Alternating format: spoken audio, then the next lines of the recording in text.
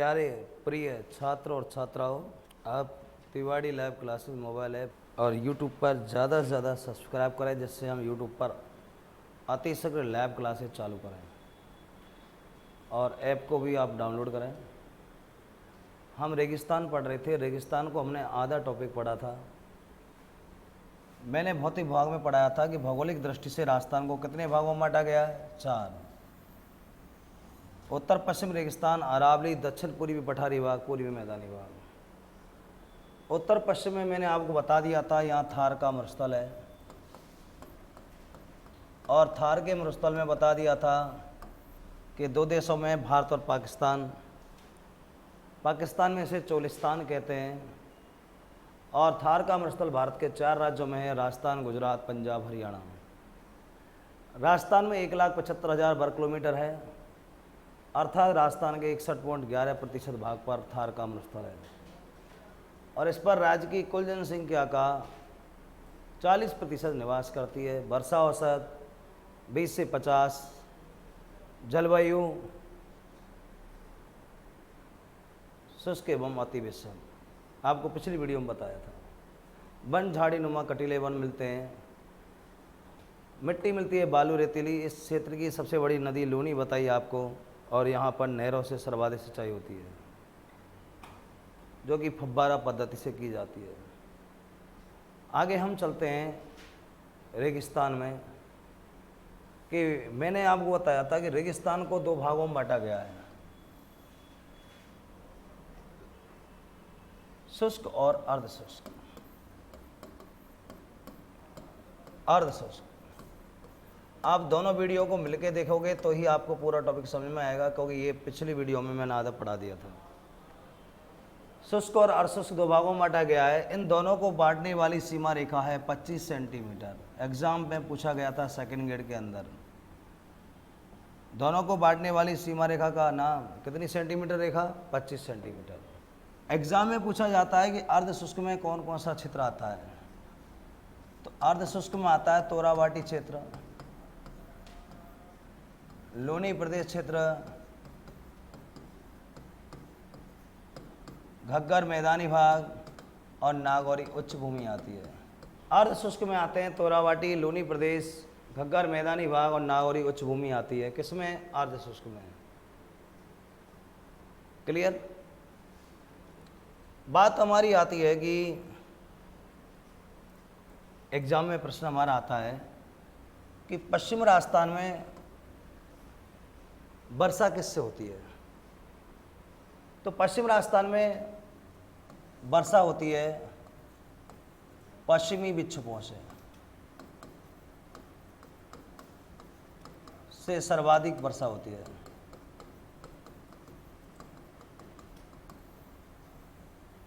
और ये शीत ऋतु में होती है। शीत ऋतु में पश्चिमी विक्षोभों से वर्षा रूपी छोटी छोटी बूंदों को हम क्या कहते हैं? गोल्डन ड्रॉप्स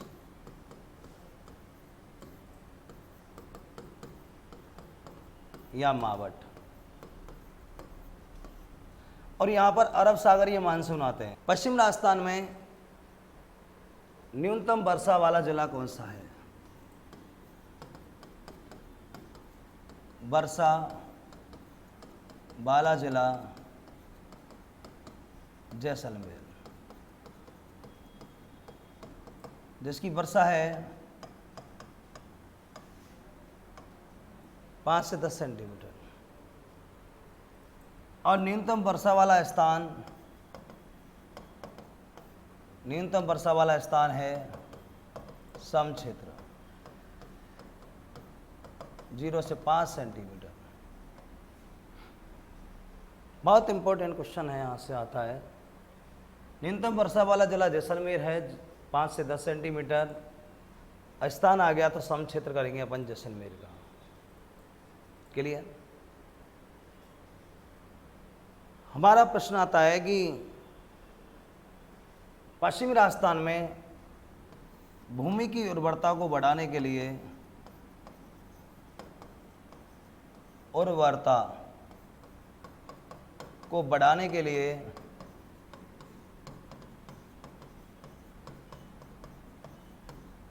किसकी खेती होती है?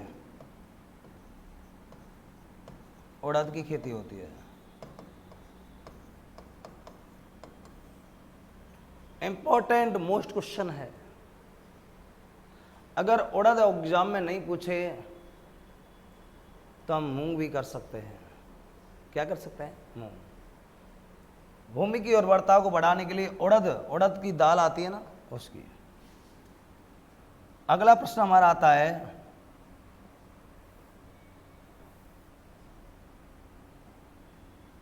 पश्चिम राजस्थान में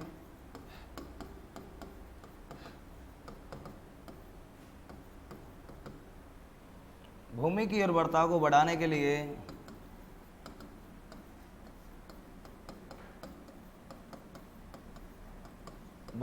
लिए किसका प्रयोग होता है? प्रयोग होता है। आंसर हमारा होगा जिप्सम एवं सेवण घास और इजरायली पौधा होहोबा जोजोबा।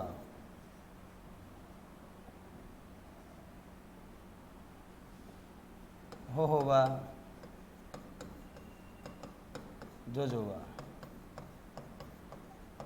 बहुत महत्वपूर्ण क्वेश्चन है बालकों।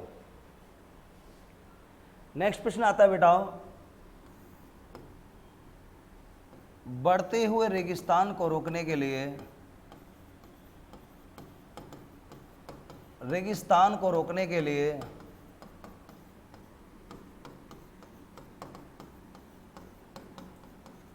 सहायक है। तीनों प्रश्न अलग हैं। आंसर होगा बेटा अरावली। भूमि की उर्वरता को बढ़ाने के लिए खेती होगी उड़द की। भूमि की उर्वरता को बढ़ाने के लिए प्रयोग किसका हो रहा है? जिप्सम सेवण घास का। बढ़ते हुए रेगिस्तान को रोकने में सहायक कौन हो गई? अरावली। प्रश्न पे प्रश्न बनते हैं एग्जाम में। एग्जामिनर अच्छे प्रश्न बनाता है। हम आगे चलते हैं बालकों। इर्ग किसे कहते हैं रेगिस्तान? इर्ग या धौरे? धौरे भी कह सकते हैं। यहां से एग्जाम में हमेशा 100% प्रश्न आने की संभावना होगी। अब रेत के टीलों को या रेतीले क्षेत्र को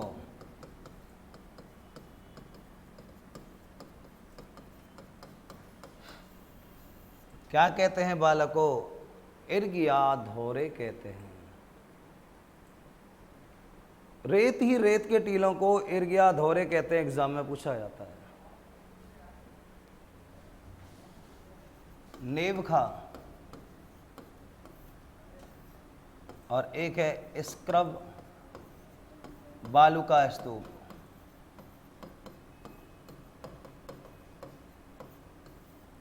नेवका क्या है और स्क्रब बालू का स्तूप क्या है? बे रेत के टीले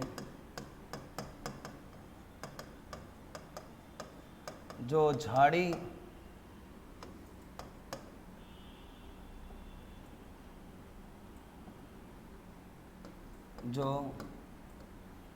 के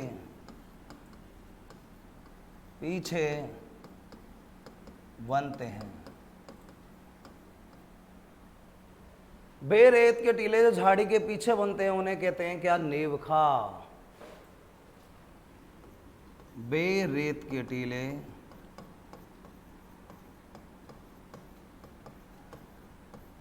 जो झाड़ी के ऊपर बनते हैं।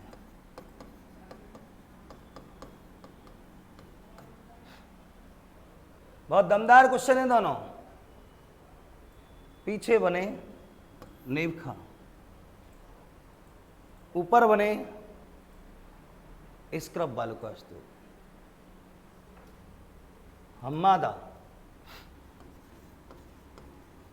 नेक्स्ट सवाल, एग्जाम में काफी बार पूछा गया हम्मादा क्या है? कठोर या पथरीले रेत के टीलों को हम्मादा कहते हैं। कठोर या पथरीले रेत के टीलों को क्या कहते हैं बालकों? हम्मादा कहते हैं। बजादा पंखाकार रेत के टीले अथवा पर्वतीय ढाल के निम्न भाग पर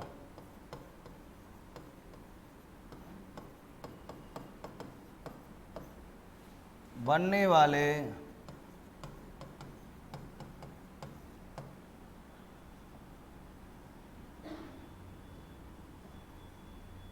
पंखाकार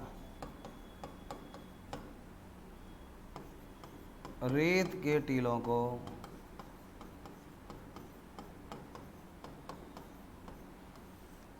क्या कहते हैं?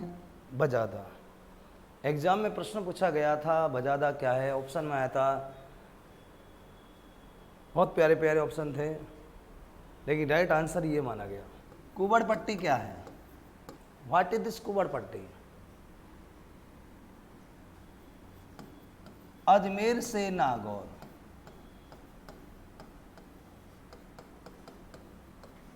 बहुत मुश्किल है, लेके 4th क्लास से आरिस तक अजमेर से नागौर के मध्य का वह भाग जहां फ्लोराइड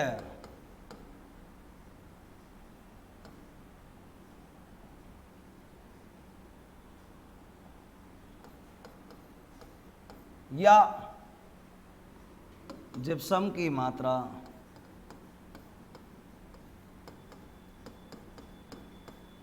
या क्षारीय जल मिलता है, कुबड़ पट्टी कहते हैं।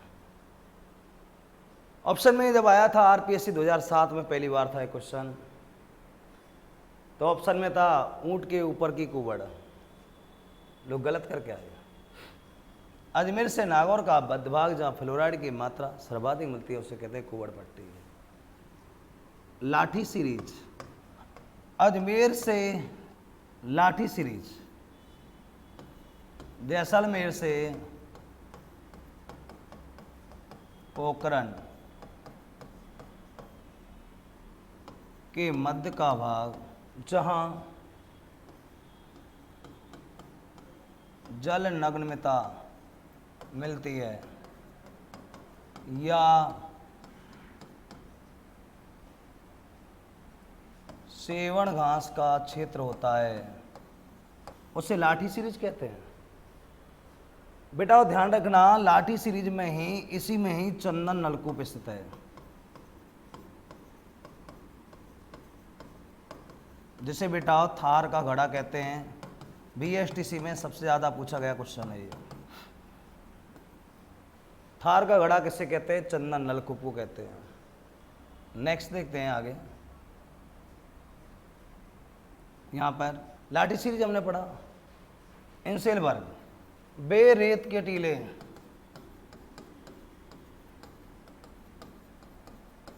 जो नुकीले होते हैं,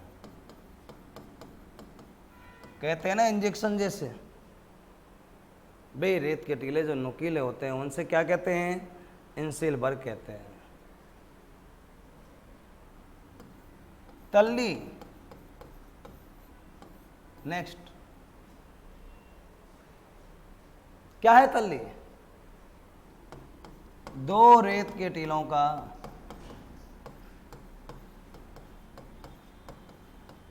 मध्य भाग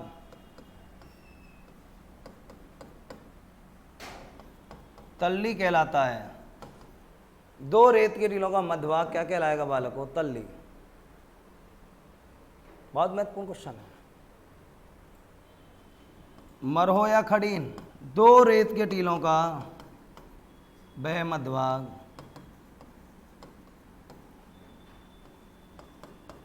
जहां वर्षा का जल भर जाता है एवं वह कृषि के लिए योग्य होता है।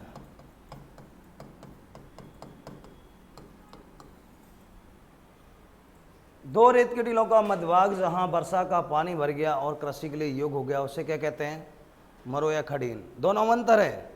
ये सामान्य दो रेत के टीले हैं और यहां पर वर्षा का पानी भर गया, कृषि के लिए योग्य हो गया। और इनसेल वर्ग किसे कहते हैं?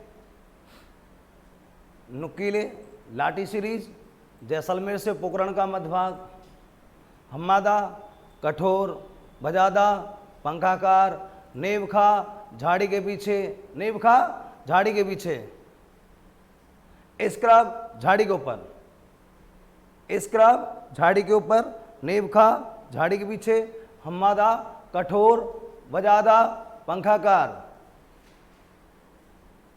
समझ में आया बालकों? ढाड़ कृषि पर्यवेक्षक में आया हुआ क्वेश्चन था। किसे कहते हैं ढाड़? बहुत प्यारा क्वेश्चन है। ढाड़ किसे कहते हैं? खारे पानी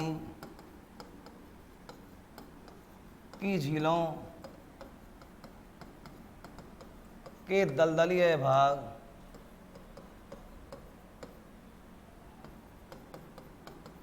को ढाड़ कहते हैं। खारे पानी की झीलों के दलदली भाग को क्या कहते हैं? ढाड़ कहते हैं।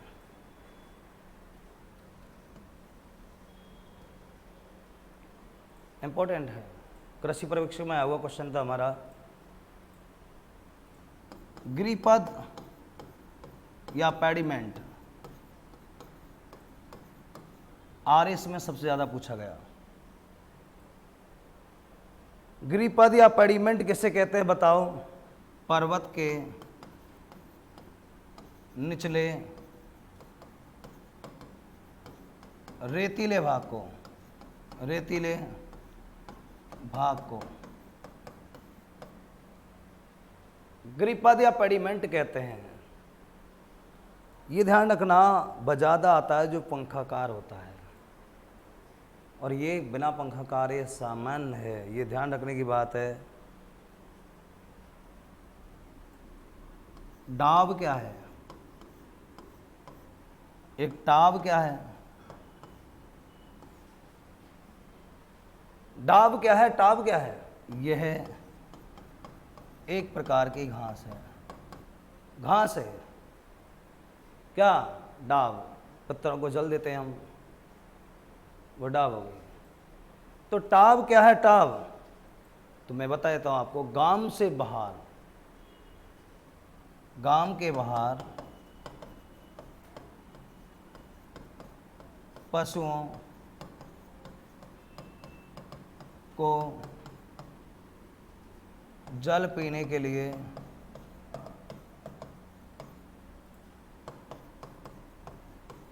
बनी हुई पोखर, ये टाब है। क्या है ये? टाब। डाब पढ़ा आपने, टाब पढ़ा आपने। नेक्स्ट समझ में आ रहा होगा आपके? हम्मादा किसे कहते हैं? कठोर, बजादा, पंखाकार, गिरिपद निचले भाग को, डाब घास, ढाड़ झील के दलदली भाग को कहते हैं क्या? ढाड़ कहते हैं। एक आता है बीड़। एक आता है बीड़ा, महत्वपूर्ण है ये। बीड़ क्या है, बीड़ा क्या है? शेखावाटी में पाए जाने वाले घास के मैदान, बीड़ है। और ढूंढान प्रदेश, जैसे हम जयपुर कहते हैं, में पाए जाने वाले घास के मैदानों को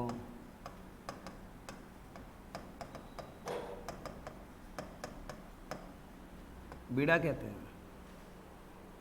तो बीड़ और बीड़ा, शेखावाटी में पाए जाने वाले घास के मैदान क्या कहलाएंगे, और बीड़ा दोनों हो गया। एक आता है सेम की समस्या। क्या है, क्या है सेम की समस्या? बहुत बार देखा है मैंने एग्जाम में ये, तो सुने। जो इंदिरा गांधी नहर होती है ना, इंदिरा गांधी नहर के किनारे जो दलदली भाग होता है ना,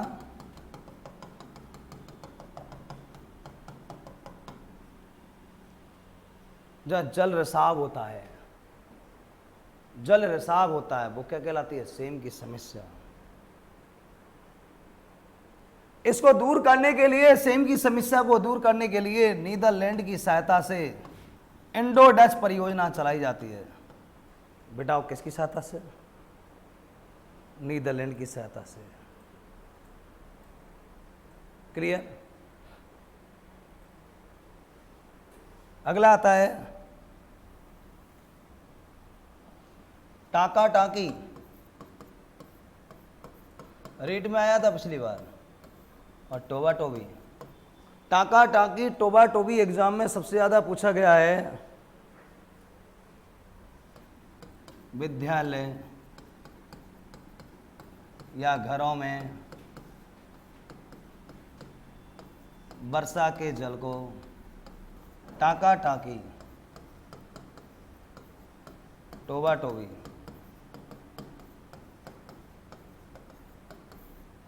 विद्यालय या घरों में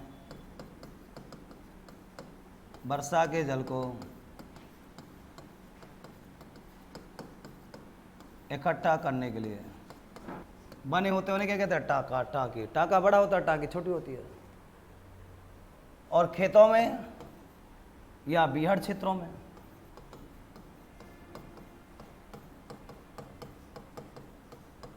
वर्षा के पानी को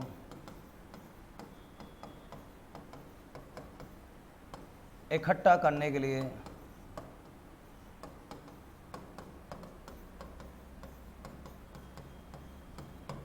क्या बने होते हैं? Toba Tobey. टोबा बड़ा होता है, टोबी छोटी होती है। टाका टाकी यानी कि विद्यालय या घरों में जो वर्षा के पानी को इकट्ठा करने के लिए बने होते हैं, उन्हें हम क्या कहते हैं? क्लियर दोस्तों? यहाँ से अभी क्वेश्चन आता है हमारा रेगिस्तान में आगे, कि रेगिस्तान में संगमरमर का कुआं किसे कहते हैं?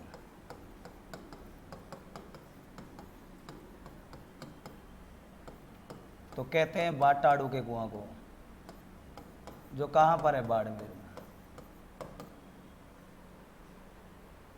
संगमरमर का कुआं कहलाता है बाटाड़ू का कुआं। कहाँ पर है ये? कहाँ पर है बाटाड़ू का कुआं? ये बाड़मेर में है। क्लियर यहां से दोस्तों? कल आपको मैंने बताया था रेगिस्तान का गुलाब किसे कहते हैं, बताओ रोहिड़ा। गुलाब जिला कौन सा है? जैसलमेर। गुलाब झील कौन सी है? कोलायत। सर्वाधिक पड़ती भूमि वाला जिला कौन सा है? जोधपुर। लवणी है, पाली, बंजर व्यर्थ, जैसलमेर। क्लियर? एक एग्जाम में भी आता है सर्वाधिक पथरीली भूमि वाला जिला कौन सा है? तो राजसमंद है। पथरीली भूमि वाला जिला राजसमंद आता है, जिसको हम पढ़ेंगे आगे अरावली के अंतर्गत। रेगिस्तान में हम आगे चलते हैं, अनुदैर्घ्य और एक अनुप्रस्थ। अनुदैर्घ्य 180 डिग्री या समांतर बनने वाले रेत के टीलों को, रेत के टीलों को अनुदैर्घ्य कहते हैं। और 90 डिग्री या समकोण पर बनने वाले रेत के टीलों को अनुप्रस्थ कहते हैं। 90 डिग्री या समकोण पर अनुप्रस्थ है और 180 या समांतर बनने वाले अनुदैर्घ्य कहलाते हैं। एक लास्ट धरियन, लहरदार रेत के टीलों को धरियन कहते हैं। और हम जलवायु के अंतर्गत अकाल पढ़ेंगे, जलवायु में कि वर्षा और अकाल कैसे हुआ, लेकिन इसके बाद हम टॉपिक पढ़ेंगे अरावली राजस्थान भूगोल में। ठीक है दोस्तों, हम जल्दी कला संस्कृति भी चालू करेंगे 1-2 दिन में। थैंक यू, धन्यवाद।